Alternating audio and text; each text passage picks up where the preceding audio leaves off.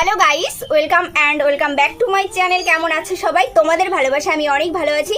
Good morning সবাইকে। তো এখন ঘড়ির কাঁটায় বাজে 9টা। আমি এখন থেকে ভিডিওটা স্টার্ট করছি। তো চলো আজকে সকাল থেকে কি করছি সেটাই তোমাদের কাছে শেয়ার করবো। তো তোমার ফার্স্ট থেকে লাস্ট পর্যন্ত দেখতে থাকো। আর এই মৌসুমী লেবু মাখাটা দেখতে চাইলে অবশ্যই নেক্সট পার্টে গিয়ে দেখতে হবে।